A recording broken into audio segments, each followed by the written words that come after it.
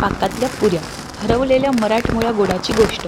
काही पदार्थ खाल्ले जात नाहीत, ते अनुभवले जातात. आणि आजचा हा पदार्थ अगदी तसाच आहे. महाराष्ट्राच्या जुन्या स्वयंपाकघरातून आलेला गोडवा, परंपरा आणि साजूक तुपाचा सुगंध घेऊन आलेल्या पाकातल्या पुऱ्या. खरं सांगू, महाराष्ट्रात असे कितीतरी पारंपरिक पदार्थ आहेत जे आपल्या आजी आईंच्या स्वयंपाकघरात कधी काळी अगदी सहज बनायचे, पण आजच्या धावपळीच्या जगात त्यांची आठवण कुठेतरी धूसर होत चाललेली आहे. सगळ्यात आधी घेऊया अर्धा किलो मैदा, त्यात घालूया चिमूटभर मीठ आणि 100 ग्राम रवा. रवा पुऱ्यांना एकदम सुंदर टेक्स्चर देतो, तर मैदा देतो आपला मऊ आणि लवचिक पोत. यात घालायचे पावशेर आंबट दही आणि गरम साजूक तुपाचं मोहन. आता याला चमच्याने व्यवस्थित हलवून घेऊयात, कारण गरम तूप थेट हाताला लागू नये म्हणून चमच्याने मिश्रण एकजीव करून घेणं उत्तमच राहील, हो की नाही. आणि थोडं थोडं पाणी घालत घट्टसर पीठ मळून घेऊयात. पीठ ना खूप जास्त सैल पाहिजे ना खूप कडक, एकदम सुयोग्य कन्सिस्टन्सी हवी, सो दॅट एक छोटासा महत्त्वाचा भाग येईल, तो म्हणजे विश्रांती.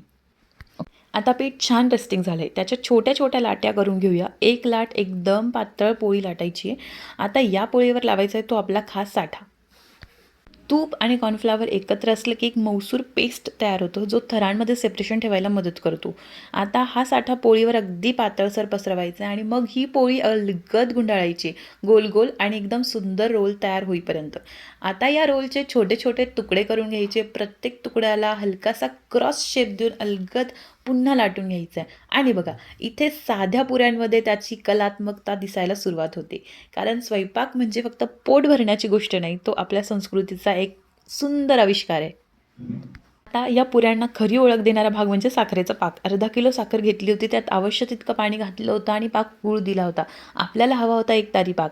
पाक योग्य कन्सिस्टन्सीने आला की त्यात वेलची घालून हा पाक आपण ताजी तळलेली पुरी अलगद पाकात सोडायची. हा क्षण म्हणजे रस आणि रूप यांचा सुंदर संगम. आता कढईत तेल गरम करून घेतलं आहे, पुरी तेलात सोडायची. आणि इथे एक महत्त्वाची गोष्ट, आच फार मोठी नको, मंद आचेवर पुरी सावकाश तळू द्यायची.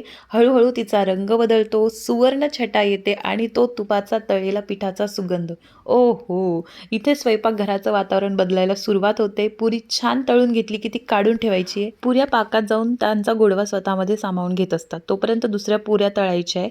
पहिल्या पुऱ्या पाकात आपला गोडवा शोषत असतात आणि दुसऱ्या पुऱ्याकडे सुवर्ण होत असतात. आणि दुसऱ्या पुऱ्या तयार झाल्या की पहिल्या ज्या पुऱ्या होत्या त्या पुरणाच्या चाळणीत काढून घ्यायच्या. एक्स्ट्रा जो पाक आहे तो निथळून जात असतो. अशा प्रकारे ही प्रक्रिया चालूच ठेवायची आहे. आणि आता पाकातल्या पुऱ्या तयार. हा रंग बघा, चमक बघा आणि सुगंध. पहिला घास घेतला की बाहेरून हलकीशी कुरकुरीत टेक्स्चर, पण आतून पाकाचा मखमली गोडवा, वेलचीचा मंद सुगंध, साजूक तुपाची श्रीमंती आणि शेवटी काय, पोट तृप्त, मन प्रसन्न आणि दिल गार्डन होऊन जातं. Thank you for watching.